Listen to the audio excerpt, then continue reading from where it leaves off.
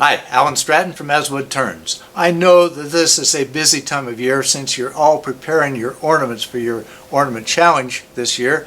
So I'll keep this project simple. If you have a quilter or a sewer, a friend or family, this is the perfect project. It is a seam presser and just a utility instrument. The critical dimensions are this end to have a pointy end and probably 1.25 to 1.5 long. Seems to be the good distance. And then on this end about the same, but the difference is that there is a flat on this side that you just sand off on your sander.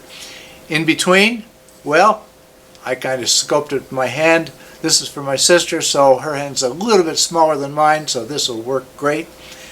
My other criteria is to keep it simple in here. Not a lot of different stuff to hang on, just a couple of little beads or coves to be able to hang on to it. So let's do a simple quilting tool project.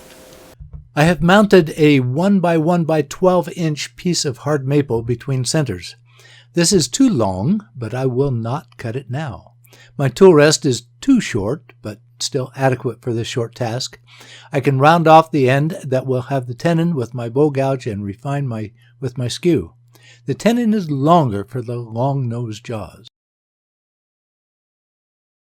Then mount the chuck and reverse the spindle. Then quickly round off the rest of the spindle.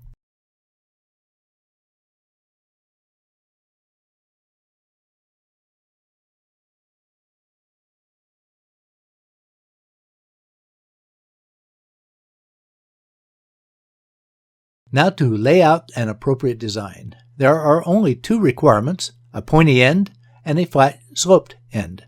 Anything else in between is decorative. I do not like a lot of beads and coves. Instead, I prefer more gradual features. I also want enough diameter to avoid the risk of breakage in use. But your mileage may vary.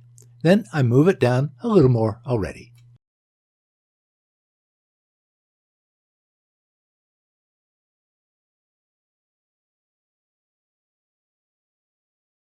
Starting with the live center end, I first shape the pointy end, followed by a flat bead.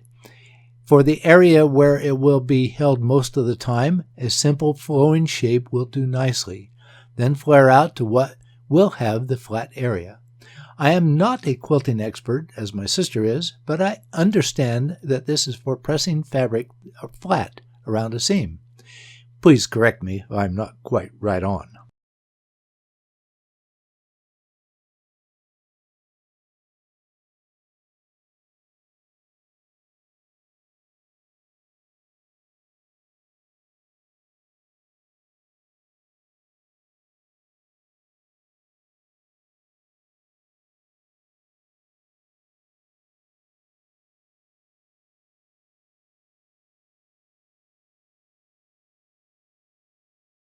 I follow that with sanding. I sand small spindles like this at fairly high speed because they do not take much to smooth out.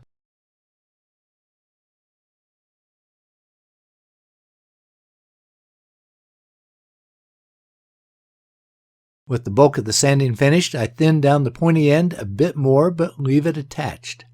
Then with a skew, mark for some burn lines for a bit more visual interest.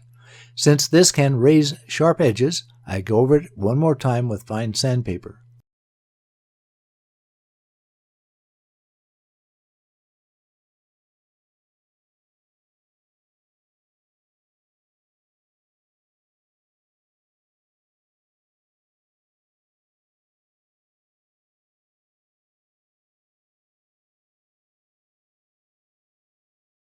With work that involves lateral pressure complete, I can part off the pointy end and sand to clean it up.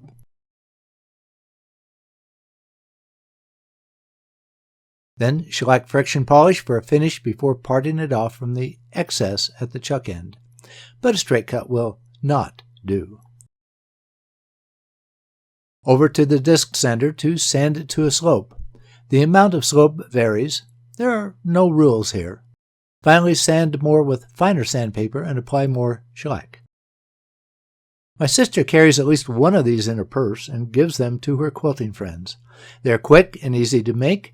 I can make the rest of the wood that is still in the chuck into a couple of beads. Please give this video a thumbs up and subscribe to my website as well as on YouTube. When you subscribe to my website, I email when there is a new video, a much more reliable process than YouTube's. Please tell your friends about my weekly videos. I appreciate your comments and questions, but please wear your full face shield whenever the lathe is running. As usual, yeah, I'm nagging on it. It's worth it.